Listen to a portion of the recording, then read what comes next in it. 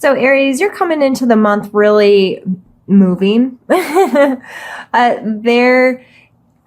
this energy can be as literal as moving away from some type of abusive or unhealthy kind of relationship, that physically moving, or emotionally, intellectually moving space, because whatever you are leaving behind is no longer serving you. And your strength may be playing a big role in this right now, and you may not feel very strong. You may feel a little bit weak, and you may feel like this has beat you up a bit, but you are very, very focused on this coming to an end, and not only it coming to an end, but being able to rebirth it in the way in which you would like. Every end is followed by a beginning. The darkest nights, the sun still comes up. Like, you're very focused on, okay, I've had enough of whatever this is, and I need to make a change. I need to put this behind me, literally, and move my ass forward. And you have the Magician coming in from a past card. So this may very well be you really focused in on manifesting the life that you want, being actively engaged in practicing of the law of attraction, if you will, thinking better thoughts, being honest with yourself, utilizing your assets properly to move yourself in the direction you want to go. And you are really, like, the Death card couldn't be more straightforward. You want this over with, whatever this is. And in your strength area, we have the Eight of Swords. So typically this card is seen as very like self-limiting, or not being aware of what's around you, and kind of closing in on yourself and closing your eyes and if I don't move and if I don't know it's there, then I can't get hurt, and I'm just going to stand here and I'm going to be still. As a strength, it may be very good for you right now to be careful, to not limit yourself, but to be aware of your limitations, is how I'm reading this right now. To be aware. And I hate telling people to set limits on yourself, because I don't like that. I don't really want to tell you to set limits, but just be consciously aware of your thought patterns right now, because a lot of this is these are her thoughts, and these are all the negative things and all the things she set up around her to keep her enclosed there. So she doesn't know if they're really there or not. That's just what she's imagining under her blindfold. So as a strength, this is, use your thought powers right now. Use your abilities to imagine the possibilities, but not in a negative way. Use it in a very analytical way of what's serving me, what's not, what's going to benefit me, what's not, what can I physically do right now and what I can't, and working on just having a more logical view on what's happening in your surroundings. And then we're followed by the Moon card here. And the Moon card is one of my favorite cards. It comes out a lot in my readings. It's a big, like healing moon tarot. So this is kind of an upcoming energy for you. This is something you need to be aware of in May. That this card can really speak of your intuition and knowing what's right for yourself. It can also speak of different viewpoints and perspectives, because what shows in the day does not show at night, and vice versa. And how things appear under those two different lights are different. And what are the shadows? And this can really speak to the shadows within yourself. Traumatic experiences, or things you've held on to your entire life, these like subconscious shadows that are hidden inside of you, that maybe may be being brought into a different light because you are moving, you're changing your perspective on this, and you're focusing differently this month. And it may really lead to you intuitively being more conjoined with where you want to go in the life that you want to have.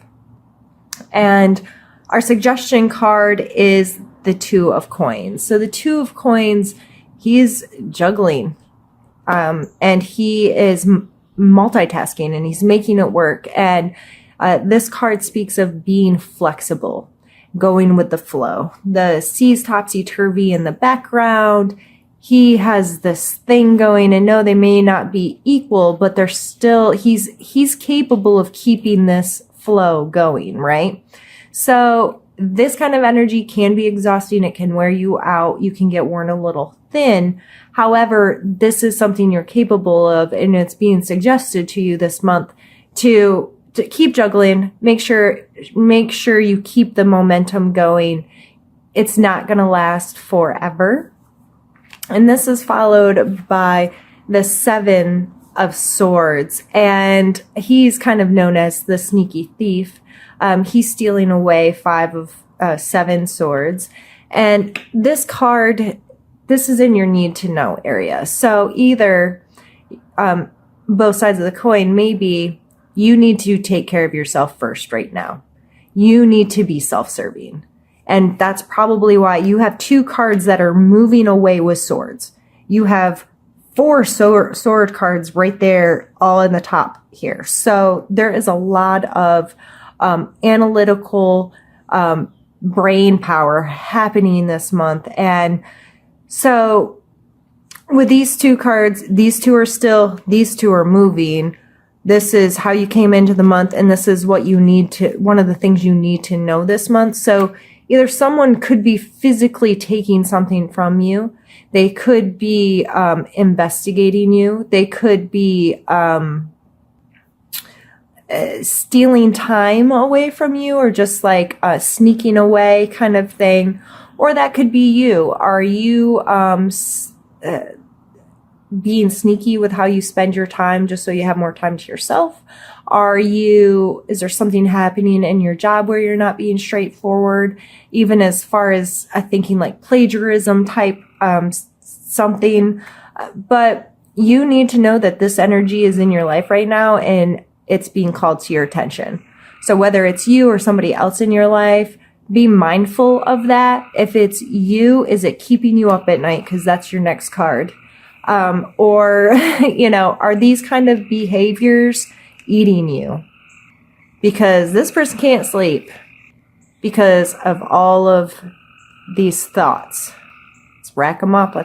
This is all the stupid stuff I've done, or these are all the bad choices I've made, or these are, I haven't been good to myself. I haven't been taking care of myself. Whatever I've done, guilt. I'm getting that very strongly from this card, especially in this placement.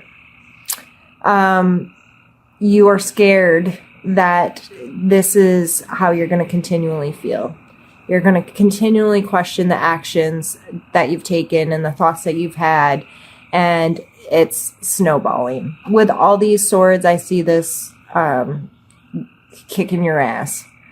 And then we end down here with the Hierophant. And the Hierophant is all about structure, whether this be within an actual religious setting, spiritual setting, school, some kind of hierarchy where there's someone that holds you accountable, and there's certain rules and regulations to the system. So whether this be your work, your religion, you going to school, continuing your education, whatever you're doing, this energy is going to be very prevalent with you by the end of May.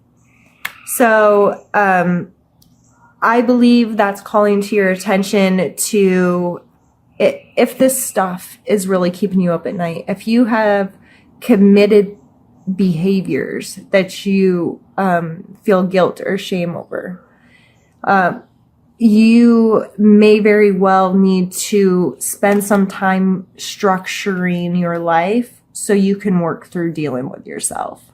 You may very well need to seek some counsel of some sort, whether it be a friend, a professional, self-help book, whatever works for you.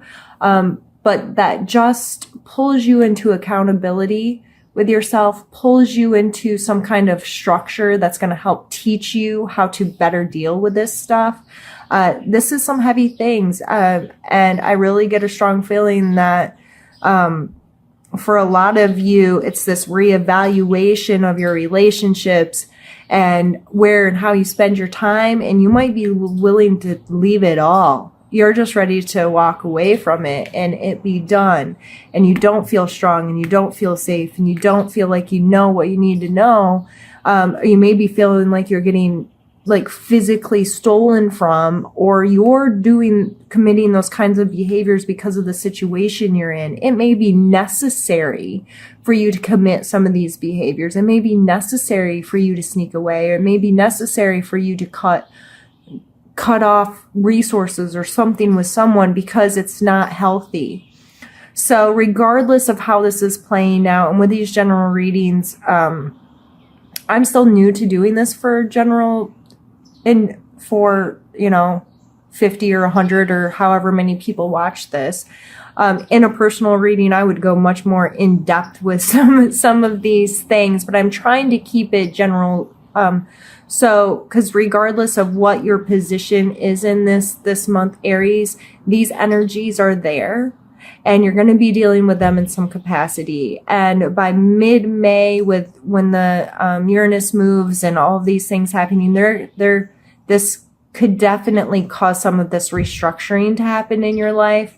So, I believe it's important for you this month to love yourself regardless and be understanding and give yourself time to deal, and don't be too harsh and mean on yourself and all of those good things that could go on and on. But instead, I'm going to pull an oracle card and see what that has to say.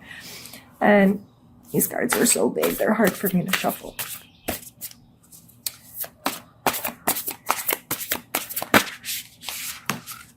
I guess it's that one. Open your heart. And we're even going to consult the book just because we can. I'm still relatively new to these. The truth of our world, nature, and environment is love. This is eternal love that makes no demands, has no expectations, and does not place limits or conditions on us. There is an opportunity for each and every person to experience love at this deepest level if they are willing to be open. Love can and will flow into your hearts, but only if you allow it. It will change your perception, nurture and hold you, and even give you strength to endure hardships. Take a moment, open your heart, and allow love to bring you joy, serenity, renewed energy, passion, and total unrelenting happiness. Well, how freaking beautiful is that? So, I think that is a beautiful card to get right now, just to remind you that it is there. Where you're at currently may not feel like this at all, but that doesn't mean it'll never be. That doesn't mean that it can't come into your life. Especially with the Magician coming up in your past. Like, I think you know that you can create the life you want, that you have a conscious role in manifesting in your life. But that doesn't mean that it's always easy, and it doesn't mean that the path from A to Z is a straight, smooth path. Like, coming to terms with some of this stuff and dealing with it is not comfortable, typically. But if you're in a constant reminder that love is there, it's around us all the time, we can share really awesome relationships with people that are just going to help us, overall in our life. Like, I think that's kind of the point of us being here, is to experience that beautiful unconditional love. And it's really, really sad when we don't allow ourselves to do that. So, yeah, this was heavy. Yeah, but that's okay. And a kid just tried to interrupt me. They got themselves.